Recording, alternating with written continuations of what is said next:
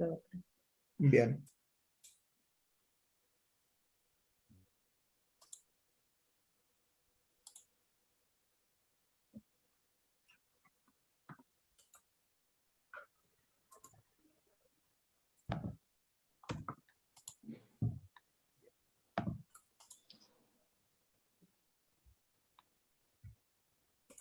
Ahí está. Lo pegaste en el... No, ahí voy. Justo recién se terminó de crear.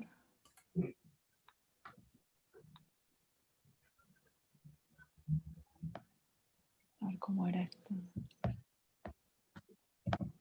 Ahí está. Ahí está. Ahí.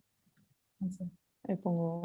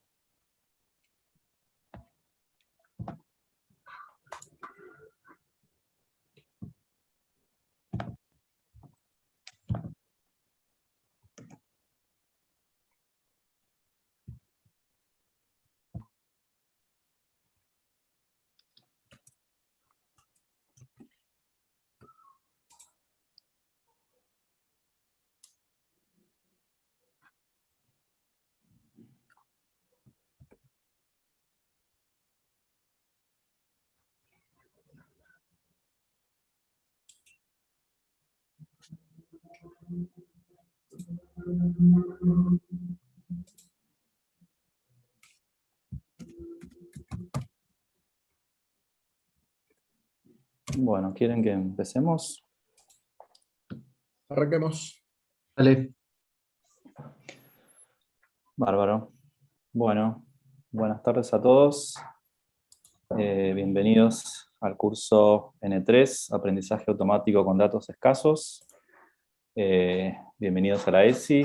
Este es el track de Inteligencia Artificial. Bueno, antes que nada les voy a presentar al expositor, a Jorge Sánchez, a nuestro profe, que nos va a dar el curso. Hola a todos. Jorge Sánchez, buenas tardes. Jorge Sánchez es investigador adjunto de CONICET en el área de visión por computadora y aprendizaje automático. Se ha desempeñado como docente en FAMAF, en la Universidad de Córdoba, en la Facultad de Matemática, Astronomía y Física, y actualmente colabora en la coordinación de la Diplomatura en Ciencias de Datos de la Facultad FAMAF, ¿no? Desde 2018-2020 se desempeñó como jefe de investigación en Deep Vision Argentina, una empresa dedicada a brindar soluciones basadas en visión artificial, y en 2019 recibió el Quenderick Award por contribuciones fundamentales en visión por computadora por su trabajo en clasificación de imágenes y vectores de Fisher, y bueno, fue alumno también de la ESI 2017, ¿sí? Así que bueno, bienvenido Jorge. Esperemos que todos estén y bueno, cuando quieras, comentarnos si querés también cómo va a ser la dinámica de las consultas. Bueno, primero que nada, muchas gracias por la introducción y por la invitación a las ESI. Como comentaste, yo supe pasar por las ESI hace algunos años ya, y fue una muy linda experiencia. O sea, está bueno poder estar ahora de este otro lado, digamos, compartiendo un poco algunas cosas que surgieron a partir de ahí. Ya, algo voy a comentar en el camino. Dada la modalidad que vamos a tener, digamos, dada la gran cantidad de gente, la gran convocatoria que tuvo este curso, que está muy bueno, vamos a tener que establecer alguna forma de comunicarnos durante el curso, y lo que pensábamos es que va a ser una buena idea por ahí si, digamos, durante la presentación van posteando las preguntas en el canal de Discord. Y por ahí, a medida que haya algunas preguntas que reciban más likes o votos, los asistentes, María Elena, Daniel, Ricardo, me van a poder pasar las preguntas y las podemos ir viendo durante la clase. Y preguntas que queden por ahí para responder, podemos charlarlas en alguna pausa que habrá durante el curso. ¿Tá? Bueno, tienen el link a la presentación de hoy. Van a ser algunos módulos. Mañana les compartiré, el resto de la semana les compartiré las otras presentaciones. Déjenme ahora. Bien. Creo que todos pueden ver. Y si no es así, me lo dicen.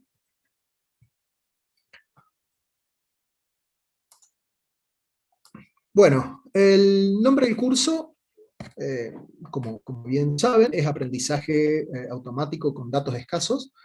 Y un poco la idea de la propuesta es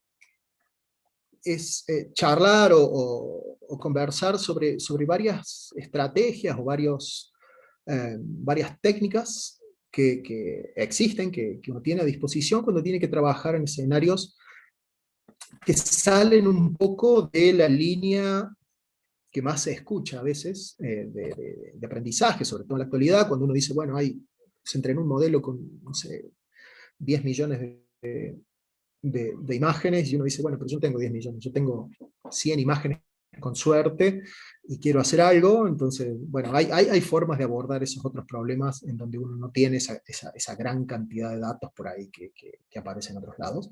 Entonces, un poco la idea del curso es contar esas distintas estrategias que uno tiene disponibles para abordar esa clase de problemas.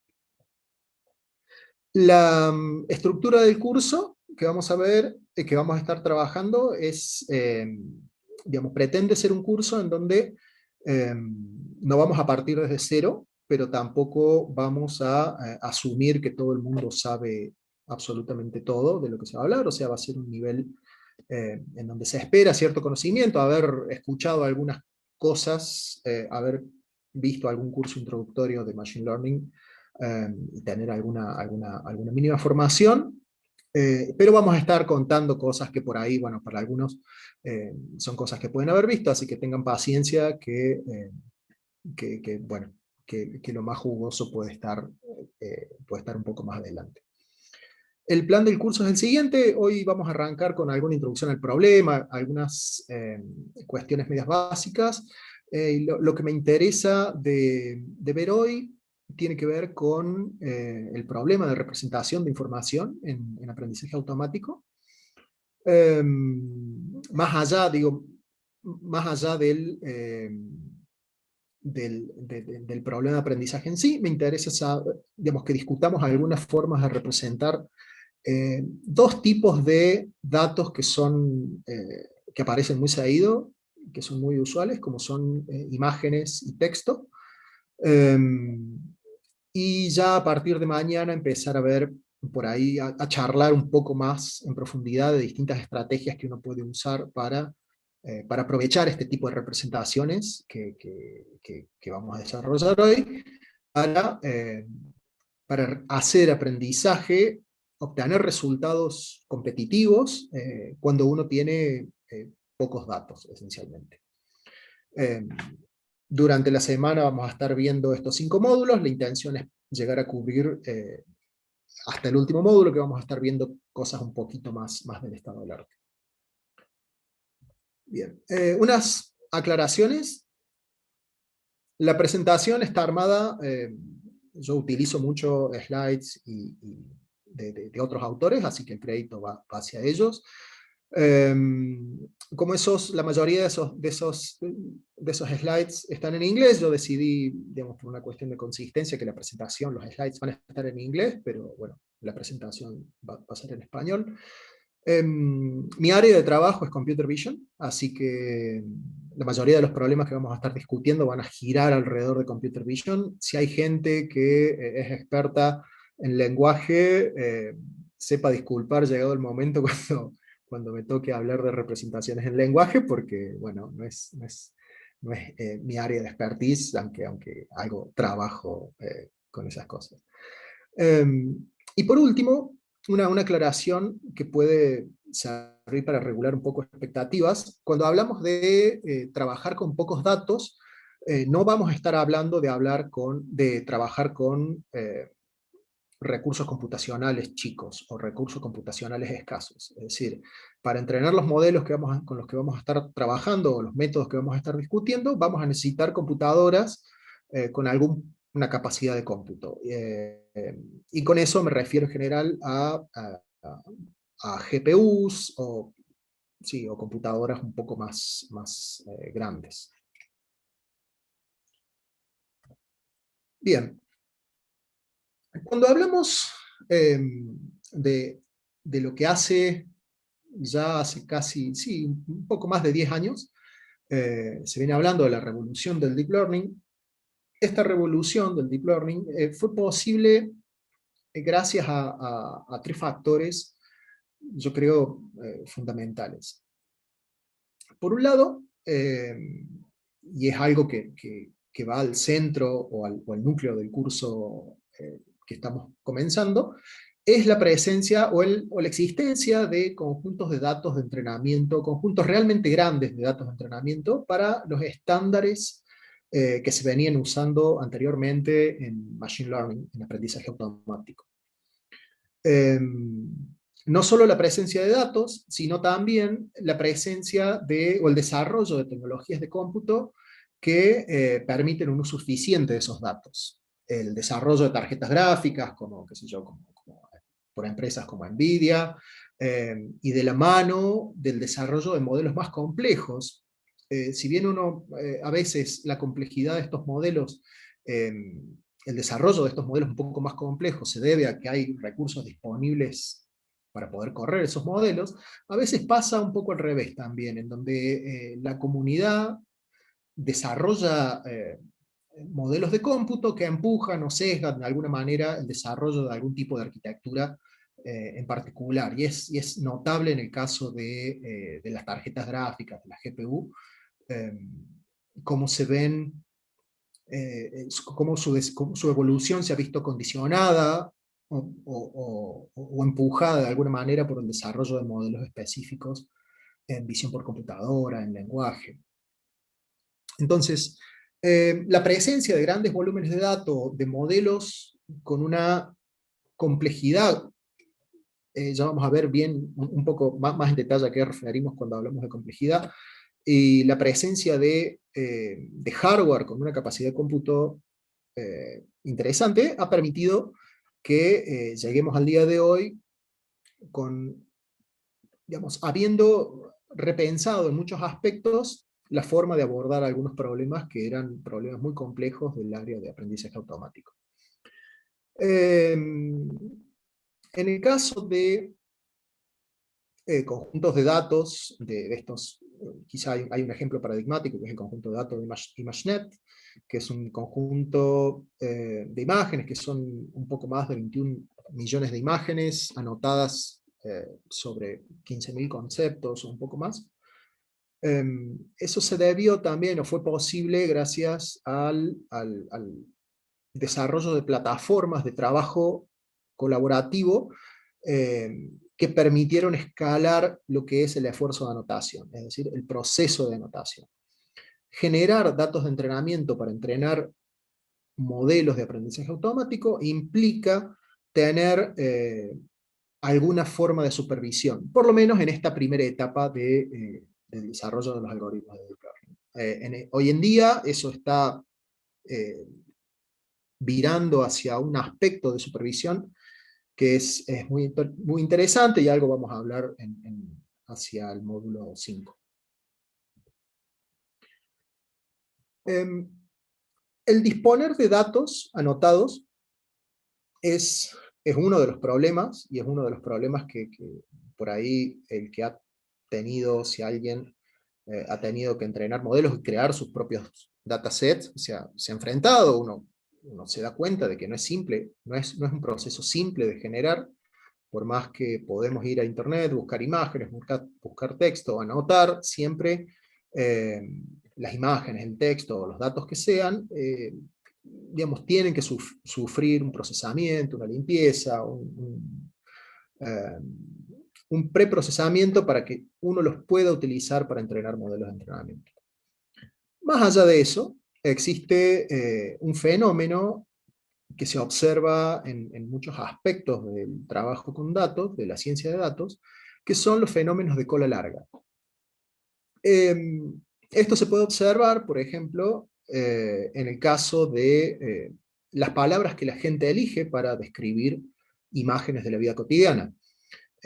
Uno a priori, digamos, no debería haber, o no piensa en ninguna limitación a priori a la hora de recolectar datos para entrenar un modelo de estos que comentábamos, pero en la práctica uno se enfrenta con situaciones en que no siempre es fácil conseguir datos de entrenamiento o imágenes, en los ejemplos de esto que vamos a estar abordando, para los conceptos que uno le interesan modelar.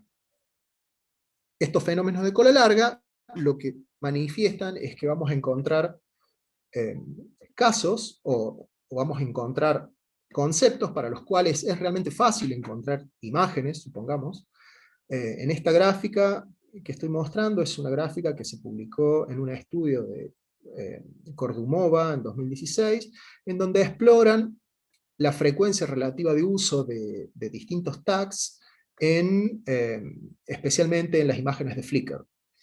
Y lo que observan es, bueno, justamente este fenómeno de cola larga, en donde hay conceptos genéricos como playa, nieve, café, en donde uno realmente puede encontrar muchas imágenes. O sea, los que tengo en el eje Y en este gráfico es la frecuencia relativa de ocurrencia de estos conceptos, la cantidad de imágenes, uno lo puede pensar como la cantidad de imágenes asociadas a cada uno de estos conceptos, mientras que para otros conceptos, quizá más específicos, encontrar imágenes asociadas a esos conceptos es un poco más difícil. La frecuencia de ocurrencia en el número de imágenes de esos conceptos es considerablemente más baja cuando los conceptos son específicos o cuando la descripción de esos conceptos tiene cierta estructura. Por ejemplo, en el caso del idioma inglés, es más fácil encontrar imágenes descritas por unigramas, es decir, por una sola palabrita, que con bigramas o n-gramas en general. Lo podemos ver acá, este es un ejemplo de bigrama. Este fenómeno no solo aparece como en este ejemplo, en el uso de tags en redes sociales, sino que también lo observamos en muchos de los datasets que se utilizan en la literatura para evaluar o para entrenar muchos de los modelos que usamos hoy en día. Estos son unos ejemplos, al igual que en el caso anterior, en donde se ilustra el número de imágenes respecto de cada uno de los conceptos, para 3 datasets muy conocidos de la literatura de clasificación de imágenes.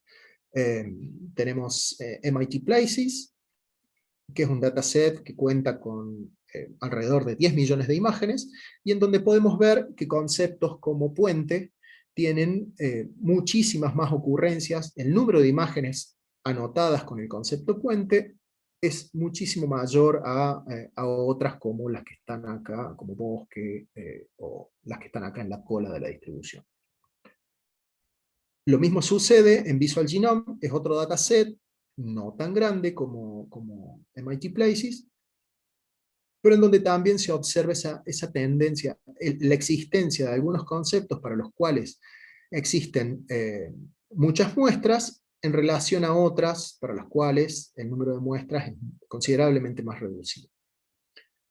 Esto también se observa en lo que es el dataset ImageNet, que es el dataset por ahí paradigmático en visión por computadoras, en la literatura de Deep Learning aplicada a visión por computadora, en donde también se observa este fenómeno, y esta imagen está sacada de un paper en donde se describe el dataset esencialmente, en donde se observa eso, de que por ejemplo hay alrededor del 20% de los synsets son el conjunto de sinónimos que vendrían a ser las categorías del dataset, las clases del dataset, Tienen muy pocas imágenes. Pueden ver que el 20% de los conceptos de los SynSet reflejados en el dataset ImageNet tienen una cantidad de imágenes por SynSet que es muy baja, es muy muy baja. Y que el 50% de esos SynSet tienen más de 500 imágenes. Que 500 imágenes para reflejar un concepto es un número relativamente pequeño para los estándares de hoy en día. Este bump, este pico que se observa en este caso, si nos olvidamos de este pico, lo que va a aparecer es una distribución, es una cola larga, pero este pico que se observa acá tiene que ver con que, asociado al dataset ImageNet, había una competencia en donde lo que se buscó es generar un dataset para esa competencia, en donde las categorías, las 1000 categorías que uno tenía que reconocer en esa competencia, estuviesen balanceadas. Y es por eso que artificialmente aparece este pico acá, en donde se buscó, es profeso, que todos los SynSet de la competencia tuvieran alrededor de 1200 imágenes, creo, por SynSet. Pero el fenómeno de cola larga es un fenómeno persistente, tanto en el uso casual de conceptos asociados a imágenes, como en la creación de los datasets, que son la fuente más usual de entrenamiento para esta clase de modelos. Esto que estuvimos viendo en estos dos slides, en general son, digamos, es pensando en datasets que uno trabaja o utiliza para problemas como clasificación de imágenes, donde la tarea es asignar una imagen, una etiqueta, una o varias etiquetas a una imagen, en donde el conjunto de etiquetas es fijo. Si uno piensa en el proceso de anotación de cada una de esas imágenes, es simplemente, digo simplemente entre comillas, es elegir de entre una lista predefinida qué concepto le corresponde a cada imagen. Pero ese es uno de los problemas, quizá el problema más básico que uno puede abordar en aprendizaje. Existen otras clases de problemas en donde ese proceso de anotación es bastante más elaborado. Dentro del área de visión por computadora podemos considerar ejemplos como los de segmentación semántica o segmentación de instancias, donde para generar la anotación de una imagen tiene que haber una persona que anote punto a punto los límites de cada objeto de interés en la imagen. O problemas como los de image captioning, en donde lo que debo generar son, para una imagen dada, una serie de descripciones textuales del contenido de esa imagen. Entonces, de este ejemplo uno puede observar que a medida que aumenta la complejidad del problema que queremos resolver, el esfuerzo de anotación que tengo que dedicar a generar datos para entrenamiento es considerablemente más alto. Y por tanto, conseguir datasets grandes, de gran volumen para esos problemas más complejos y a la vez más interesantes, es cada vez más difícil. ¿Ya? En datasets dedicados a resolver problemas de captioning o segmentación, no vamos a encontrar los volúmenes de datos o de información que podemos encontrar en datasets, por ejemplo, de clasificación. Entonces, esta es otra de las motivaciones para el estudio de modelos o métodos o técnicas que nos permitan aprovechar situaciones de datos escasos, o en donde las anotaciones no son tan voluminosas como en escenarios más simples como el de clasificación. Hasta ahora hablamos de lo que tiene que ver con un poco, bueno, la motivación de por qué es interesante estudiar escenarios de datos escasos. Digo, no es solo el interés práctico, porque uno cuando trabaja, por ejemplo, en aplicaciones de aprendizaje, mientras menos datos tenga que salir a anotar, o mientras menos datos tenga que pagar para que anoten, Bueno, es mejor porque tiene un correlato en los costos que me genera, que me implica generar un modelo. Sino que también el interés en trabajar en situaciones de pocos datos tiene que ver con que para poder abordar problemas de mayor complejidad, yo tengo que contemplar el escenario, o tengo que contemplar escenarios en donde no voy a tener infinidad o millones de datos como tengo en otros escenarios más simples. Entonces, en estos casos, tanto en los problemas de clasificación, segmentación y captioning, que son estos ejemplos que estamos mostrando acá, es de vital importancia poder aprovechar al máximo la información que me da cada muestra de entrenamiento.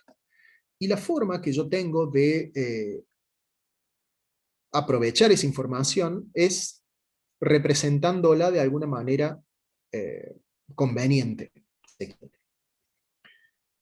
¿A qué me refiero con una manera conveniente? Pensemos en el ejemplo más simple, que es de los que veníamos hablando, que es el problema de clasificación de imágenes. Pensemos que tenemos un problema en donde queremos entrenar un clasificador que nos diga si una imagen contiene una bicicleta o no. Entonces, lo que vamos a hacer es vamos a definir un modelito, una función f que va a ser nuestro predictor, y lo que queremos hacer es que nos diga si la imagen tiene una bicicleta o no. La forma usual de resolver este problema en Machine Learning así de manera general sería ver la forma de, bueno, a priori yo puedo representar esta imagen, la podría pensar como un vector, digo, bueno, agarro cada píxel de la imagen, lo estiro como un vector grande y tengo una representación vectorial de la imagen. Va a ser un vector, una lista de enteros, una lista de números de puntos flotantes de gran dimensionalidad, pero va a ser un vector. Una opción que tengo para definir un modelo es tratar de restringirme a un modelo que sea simple. Y lo más simple que podemos hacer en aprendizaje automático es trabajar con modelos lineales, por lo menos cuando estamos viendo modelos paramétricos. En este caso, nuestra función f, si lo definimos de esta manera, va a ser una función que va a comer una imagen representada en forma de vector y me va a predecir, y yo voy a interpretar en realidad que la predicción va a ser una bicicleta de acuerdo al signo de esta función de predicción. Esta función de predicción, con esta notación, estamos denotando el producto punto de un vector W, que es un vector de parámetros, que tiene la misma dimensionalidad que la representación vectorial de mi imagen. Esta notación no significa otra cosa más que lo que está del lado derecho de la ecuación. Un producto punto, que es una suma, pensando en vectores de d dimensiones, sobre el producto de cada uno, la suma del producto de los elementos de W y de X respectivamente. ¿Ya? Siendo una función lineal, esto lo que me va a definir es en ese espacio vectorial de d dimensiones, me va a estar definiendo un hiperplano, que es una recta en más de 2 dimensiones. Y yo puedo asumir o puedo interpretar que mi modelito va a estar asignando la categoría bicicleta a todos los vectores que estén de un lado del hiperplano, y va a estar asignando la categoría no bicicleta a todos los que estén del otro lado. ¿No? Esto es un modelo razonable, es un modelo lineal y es un modelo que se usa mucho en la actualidad. Ahora bien, esta forma de agarrar una imagen y representarla como un punto en un espacio vectorial no parecería ser tan simple. Nosotros acabamos de plantear un escenario en donde agarramos esta imagen, la estiramos como un vector, y ese vector va a tener d elementos, que va a ser la cantidad de píxeles de la imagen. Pero lo que nosotros queremos capturar no es esencialmente esa imagen en particular, sino que lo que queremos capturar es el concepto bicicleta. Nosotros queremos poder capturar, queremos poder reconocer bicicletas independientemente de condiciones de iluminación, puntos de vista, modelos de bicicleta. Quizá me interesa independizarme de la resolución de las imágenes que me están reflejando esa bicicleta, de un montón de factores que no son intrínsecos al concepto que quiero capturar. La forma de hacer esto parte de plantear lo que se llaman representaciones de las imágenes. No vamos a estar usando directamente los valores que lee nuestro sensor, en este caso la cámara, sino que vamos a estar representando esa información del sensor de entrada mediante algún vector, pero que lo vamos a obtener de manera no trivial. Entonces, lo que tenemos acá en la derecha es que vamos a tener la imagen y vamos a computar una representación que la vamos a ver ahora sí como un vector en d dimensiones, pero esta representación va a resultar de haber aplicado una función o un codificador que me va a generar ese vector. Esta función va a comer una imagen y me va a devolver un vector. Y ese vector es lo que yo voy a interpretar como la representación de la imagen. Y a veces voy a hablar indistintamente de la imagen o de phi, porque dada la imagen yo lo voy a poder computar. Voy a tener una forma de computar una representación a partir de esa imagen. Y esta abstracción me sirve también para no solo hablar de imágenes, sino para hablar de texto, de video, sonidos, o cualquier señal o cosa que yo pueda censar de alguna manera. ¿Tá? En el caso de imágenes, será un tipo de representaciones que vamos a ver en un momento. En el caso de texto, yo voy a poder computar representaciones tanto de palabras como de textos completos, de oraciones, y las voy a poder codificar también en espacios vectoriales, que lo lindo, o no lo lindo, la ventaja de poder codificar algo en un espacio vectorial de dimensionalidad conocida, si se quiere, o dimensionalidad dada, es que puedo utilizar una gran cantidad de herramientas a partir de ahí, herramientas clásicas, si se quiere, de la literatura de aprendizaje automático, que de otra manera no lo podría hacer.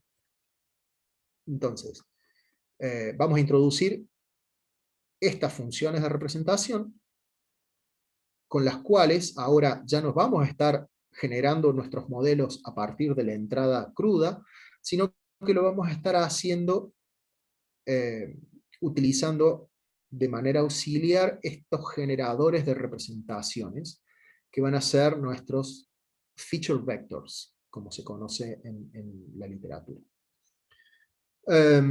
Incluso me puede interesar, como mencionan en la izquierda abajo, hay situaciones en donde mis datos ya son naturalmente un vector, pero de todas maneras me puede interesar generar una representación a partir de esos vectores, y la razón por la que me puede interesar es que la representación que yo genere a partir de la función phi quizá es más interesante o más expresiva para el problema que yo quiero resolver. Ya vamos a eso.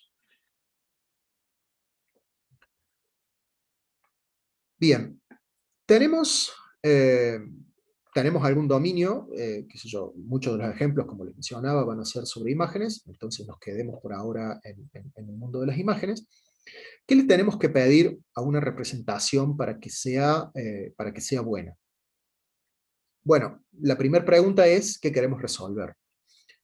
La representación que nosotros vayamos a generar, no vamos a estar pidiendo tener una buena representación porque el único objetivo es generar un vector, porque eso sería trivial de hacer y no nos estaría sirviendo de mucho.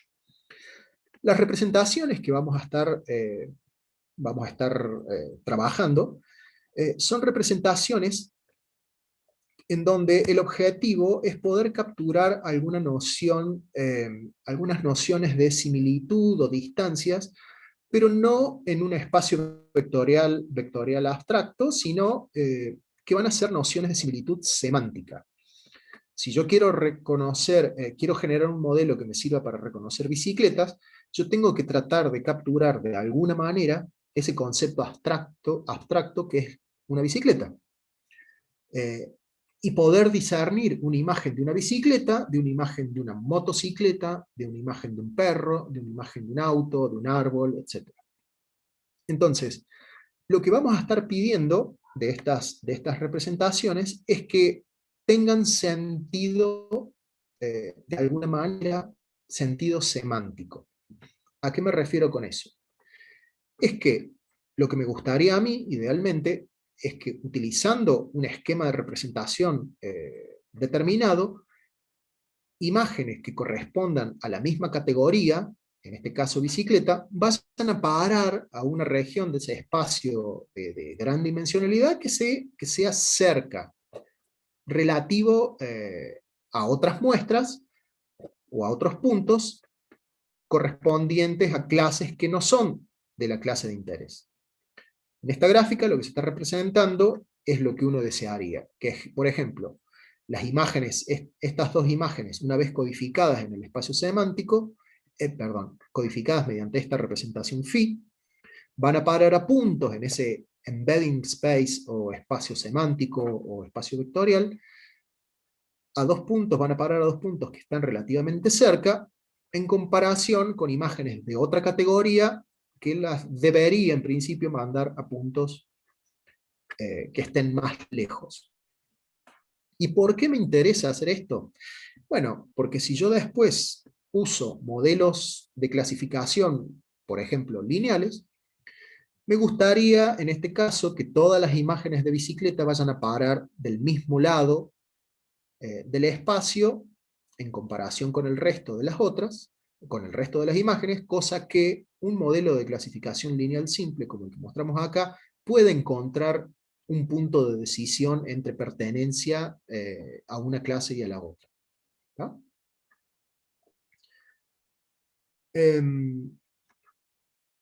En aprendizaje, esta intuición de lo que, o este requerimiento que uno le pide a las representaciones que uno genera, se traduce a que lo que estamos pidiéndole justamente a las representaciones es que sean invariantes a factores que no sean intrínsecos a las clases que uno quiere modelar. Me interesa que si yo tengo una bicicleta y me cambia las condiciones de iluminación de la foto, bueno, la representación sea esencialmente la misma. Yo no quiero que me cambie la representación porque me cambio la iluminación de la foto o porque me cambio el punto de vista con el cual estoy viendo ese objeto de interés. Lo que sí quiero es que sea sensible a factores semánticos, es decir, que cuando yo muestre una imagen de mi clase de interés, la representación que se genera de esa imagen sea bien distinta del resto de las clases que yo puedo llegar a observar en el mundo real. Mientras este criterio, si este criterio se cumple, el problema de clasificación en este ejemplo simple va a ser más fácil. Si en el espacio en donde yo voy a estar representando las imágenes todo está mezclado con todo, bueno, el problema, se imaginan, va a ser más complejo y voy a tener que recurrir a otras estrategias. Pero si yo parto de buenas representaciones, tengo más chances, si se quiere, de realizar un buen trabajo. Y eso es algo que sucede en Machine Learning clásico como en Deep Learning. La representación de la información es clave para cualquier cosa que uno quiera resolver. Entonces, vista la importancia de las representaciones, para hoy quería que veamos dos tipos de representaciones que son muy importantes. En el caso de imágenes van a ser redes convolucionales, y en el caso de texto son lo que se llaman los transformers, o representaciones basadas en esquemas de atención. Son dos tipos de representaciones que aparecen mucho en la práctica, son representaciones que al día de hoy son estado del arte, tanto en imágenes como en texto, y que a pesar de que en algún punto pueden parecer complejas, es realmente muy simple poder generar poder utilizarlas en la práctica, digamos. Hay mucho paquete de software, mucho framework que podemos utilizar en donde estas representaciones están disponibles y nos permiten hacer cosas que son muy interesantes. Bien, antes de empezar con representaciones en imágenes, ¿hay alguna pregunta que quieran que veamos antes de este punto? No, no hay preguntas, Jorge. Bien, bueno, seguimos entonces. Bueno, entonces vamos a ver representaciones para imágenes. Un poco siguiendo la línea de ejemplos que venimos trabajando. Bueno, en primer lugar, ¿qué es una imagen? Una imagen las podemos pensar de varias formas. Una forma de pensarla, que es cómoda desde el punto de vista computacional, tiene que ver con pensarla como una matriz. Una matriz en donde cada elemento de esa matriz, cada coordenada IJ, cada fila y cada columna, perdón, cada punto definido por una fila y una columna, lo puedo ver como una tripla de valores de canales de colores. Lo más usual es encontrar canales RGB, o rojo, verde y azul. En ese caso, digamos, yo voy a estar pensando, o puedo pensar en la imagen como lo que sería un campo vectorial. Es decir, que por cada coordenada en IJ, en fila columna, yo voy a tener un vectorcito, en este caso, de 3 dimensiones, en donde las dimensiones de ese vectorcito van a ser los canales de color asociados a ese píxel en particular. Otra forma de pensar una imagen es verla como lo que en la literatura de Deep Learning se conoce como un tensor. Digo la literatura de Deep Learning porque, digamos, es algo distinto a lo que matemáticamente, formalmente sería un tensor. En este caso, lo que estamos haciendo es ver una imagen como una matriz en donde le vamos a agregar una dimensión más, que va a ser el número de canales, que es lo que tenemos representado acá a la derecha. Una matriz que va a tener cierto alto, cierto ancho, y va a tener cierta profundidad. O sea, la vamos a estar definiendo por un tensor de dimensión 3, en este caso, ¿no? Alto, ancho y profundidad dada por el número de canales. Y esta forma va a ser muy conveniente porque después nos va a permitir generalizarlo como vamos a ver a continuación.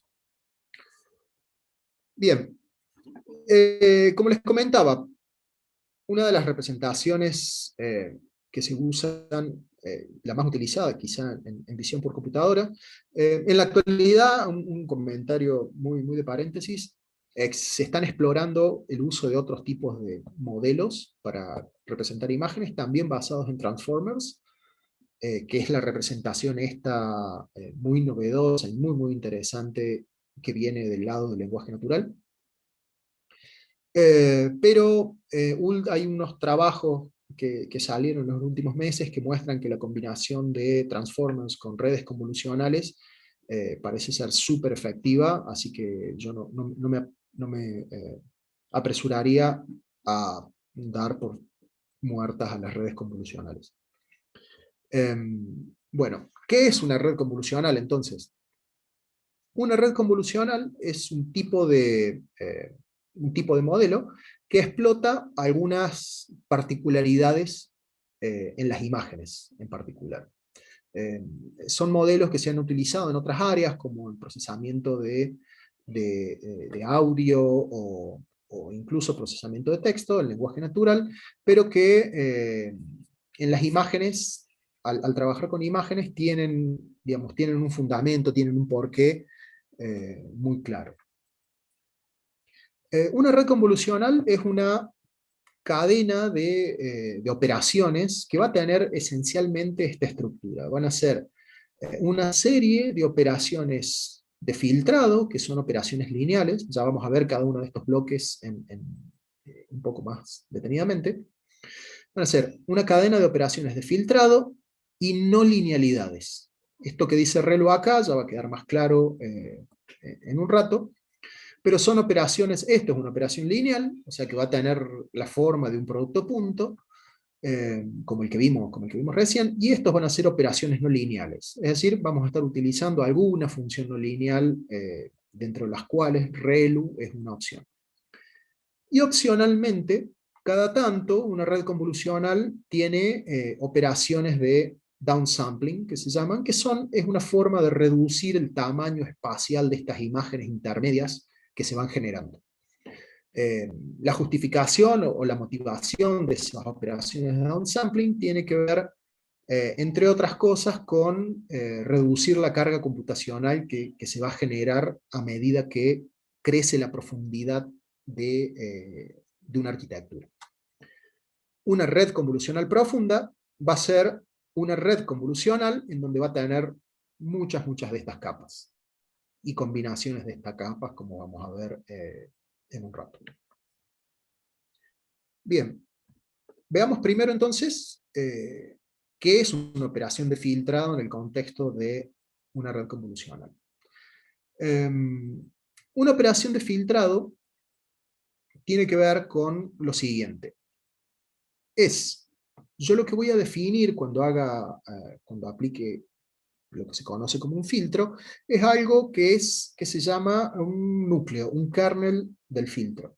¿Qué lo puedo ver? Veamos acá primero esta imagen que está de grillas abajo a la izquierda. Yo tengo al medio, está representado lo que sería una imagen de entrada, mi imagen, la que yo quiero procesar, que vamos a asumir por ahora que tiene un solo canal. Puedo pensar que estoy procesando una imagen en escala de grises, en donde no tengo valores RGB, sino que tengo solamente un canal asociado a la intensidad sensada en un píxel. Lo que tengo a la izquierda es lo que se llama un kernel de convolución, o un núcleo de convolución, o el núcleo del filtro. En donde la operación de filtrado, lo que yo voy a hacer para poder generar una imagen de salida, antes que nada, perdón, aclaro una cosa, las operaciones de filtrado, yo voy a tener una imagen a la entrada y lo que voy a generar va a ser una imagen a la salida. ¿Va? Entonces, para generar esa imagen a la salida mediante un filtro, yo lo que voy a hacer es agarrar, definir un filtro que en general son filtros chiquitos de 3x3, 5x5, 7x7 píxeles. Y lo que voy a hacer para generar cada uno de los píxeles de la imagen de salida o del tensor de salida va a ser hacer el producto punto a punto de los coeficientes del filtro con el valor de la imagen que corresponda a la posición donde yo esté parado, sumo todos esos productos y eso me define lo que es un píxel en esta imagen, en este output, en esta salida. ¿No? Si yo quiero generar el valor correspondiente al píxel del lado, y bueno, me tendré que mover un píxel a la derecha en la entrada y repetir esta operación que hicimos recién. Producto de la región de la imagen con el filtro, suma, y eso me genera un valor a la salida. Las propiedades de la operación de filtrado son, en primer lugar, que es una operación lineal, porque lo único que estoy haciendo son productos y sumas. Tiene exactamente la misma forma de un producto punto. Es una operación local, porque fíjense que para generar cada valor a la salida, yo estoy mirando en una vecindad chiquita, en 3x3 píxeles de una imagen que puede ser bastante más grande, 128 por 128, 512 por 512, digamos, depende del tamaño de imagen que yo esté analizando. Y tiene una propiedad muy interesante que es de invarianza traslacional. ¿Qué significa esto? Bueno, de que yo voy a estar aplicando exactamente la misma, para generar un valor de salida en una región de la imagen, lo voy a haber obtenido siguiendo el mismo procedimiento que seguí en los valores en cualquier parte de la imagen. ¿Tá? Para generar este píxel, yo hago un conjunto de operaciones que es el mismo que hago para generar el valor de salida de un píxel abajo a la derecha, por ejemplo. ¿Tá?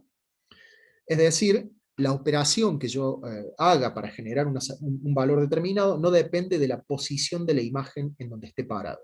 Es la misma para todas las ubicaciones.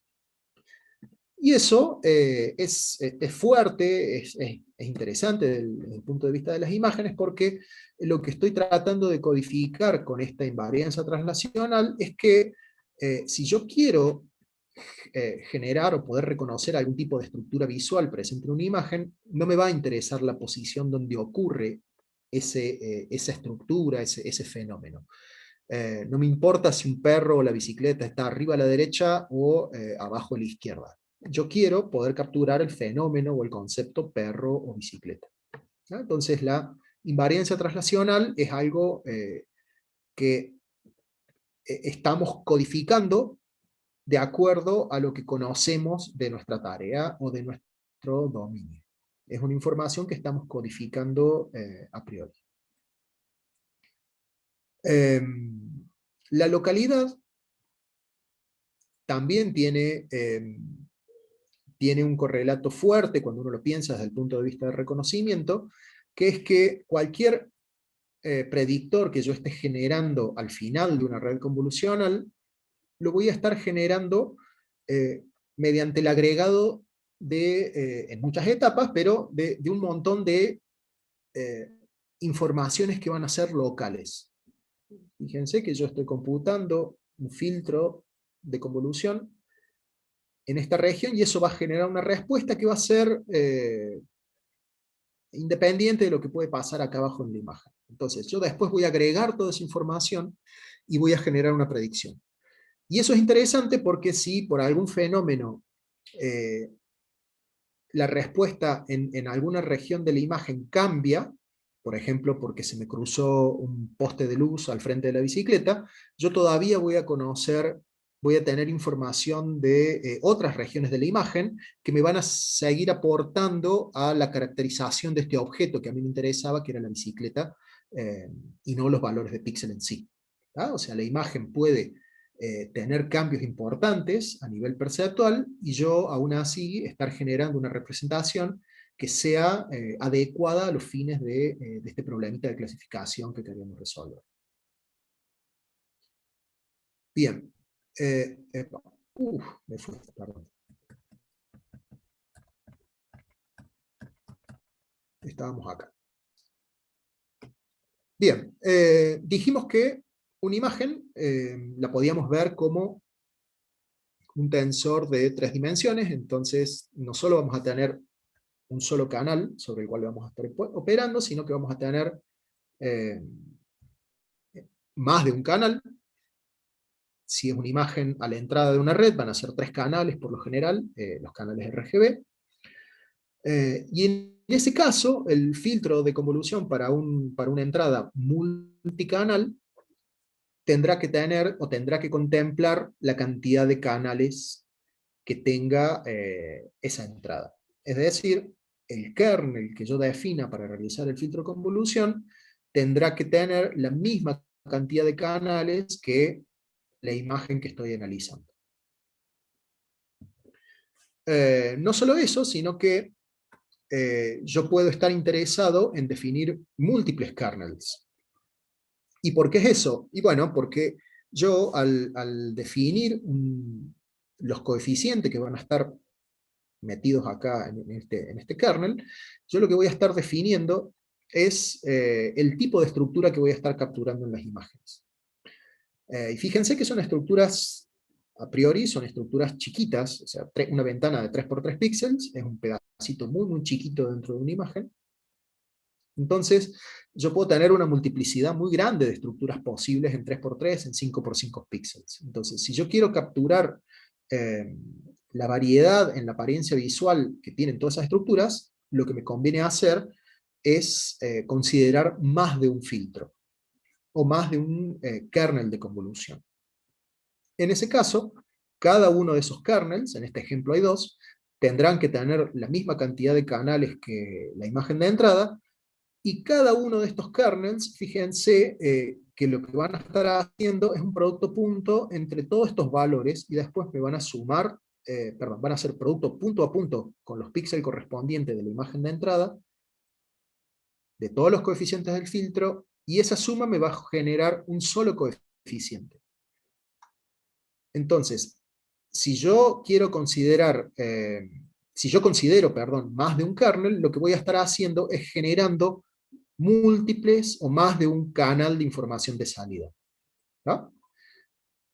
Es así que vamos a hablar de bancos de filtros y no solamente de un filtro de convolución. Se habla de los kernels de convolución de alguna determinada capa de la red y no de el kernel de convolución, porque en ese caso tendría un solo canal de salida, ¿no?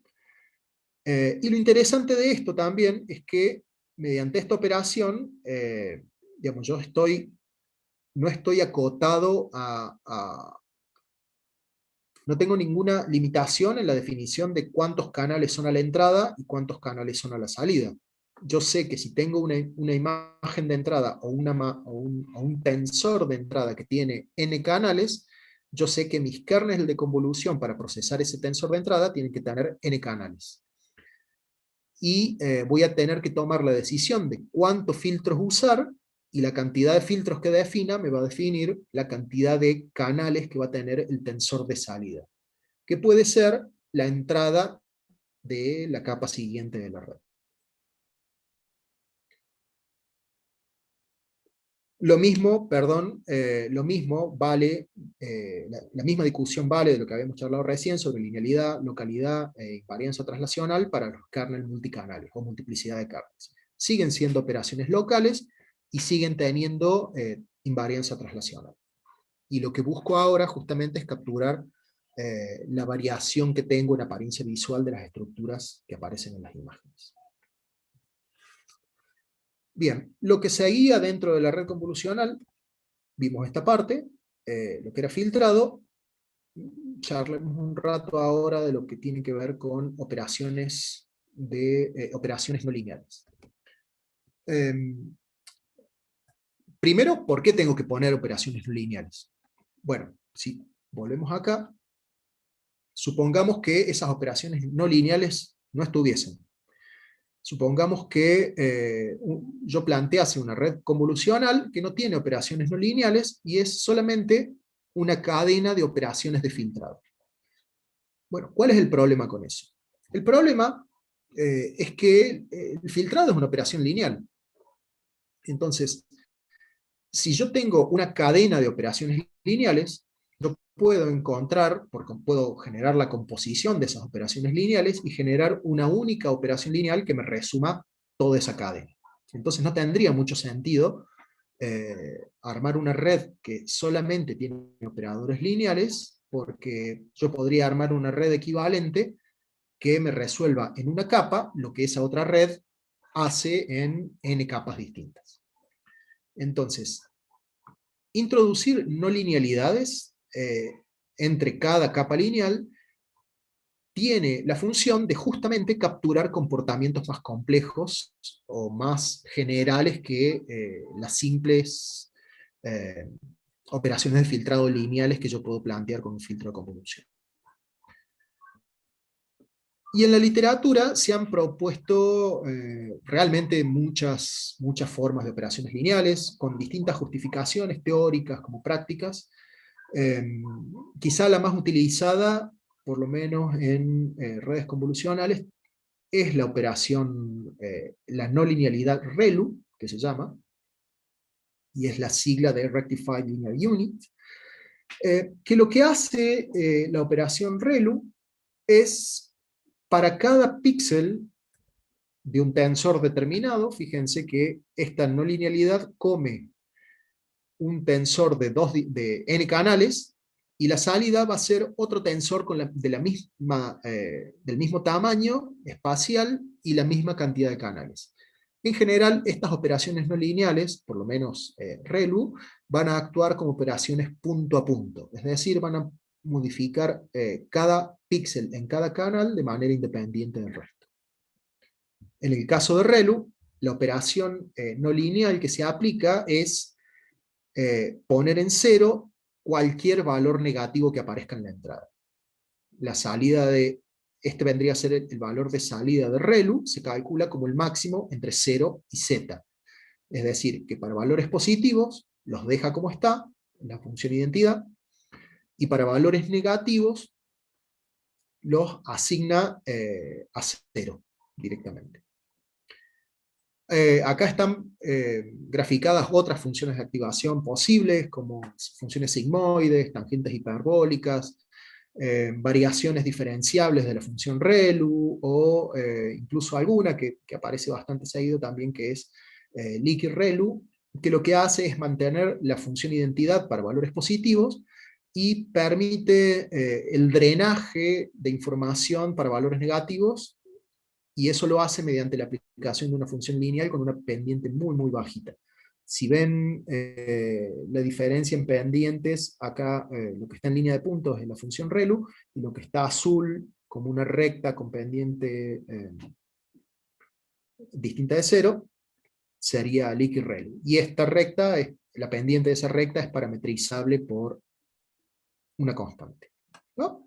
Pero yo diría que, digamos, por lejos la más utilizada es la función ReLU. Bien, este es el caso de funciones de activación que son funciones de activación puntuales, es decir, actúan punto a punto sobre cada píxel de cada canal de la imagen. Hay otras funciones que se llaman funciones de activación o no linealidades, que son operaciones de agregado, de pooling.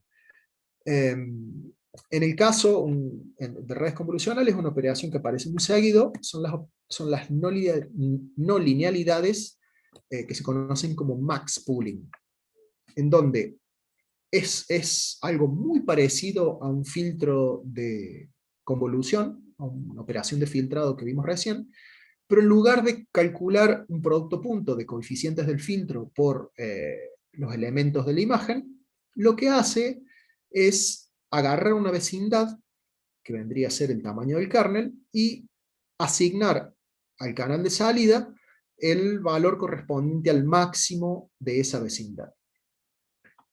Otra diferencia con la operación de filtrado es que la operación de max pooling funciona canal por canal.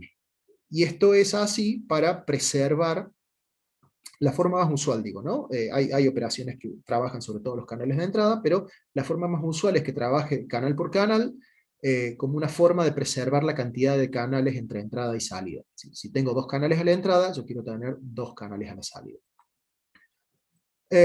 La intuición o la motivación detrás de la operación de max pooling tiene que ver con dar un poco más, o como reforzar un poco la idea de invariancia translacional que hablábamos con la operación de filtrado de las convoluciones. Y es que lo que estoy considerando yo acá es una vecindad de píxeles, y me estoy quedando con el máximo. Entonces, si por algún motivo la imagen me genera un pequeño desplazamiento en la entrada, bueno, probablemente ese máximo se desplace un píxel para la derecha, para la izquierda, arriba o abajo, y al capturar el máximo en una vecindad, yo voy a estar generando el mismo valor en el canal de salida. Entonces, la operación de max pooling me refuerza esta idea de invariancia translacional, y me da mayor robustez a pequeños desplazamientos en las coordenadas espaciales de la imagen. Pequeños desplazamientos del objeto de interés. Bueno, la operación, al igual que la operación no lineal ReLU en max pooling, es una operación que no tiene parámetros, o sea, no hay nada acá que digamos, es una regla, está definida por una regla, a diferencia de la operación de filtrado, en donde yo tengo que definir valores a los coeficientes de los filtros de convolución. Y esta operación también hay muchas variantes, así como existen muchas variantes para no linealidades punto a punto, existen variantes para este tipo de operaciones, y una que aparece frecuentemente también en las redes convolucionales es reemplazar el máximo por un promedio, y en ese caso estamos hablando de operaciones de la operación de average pooling. Existe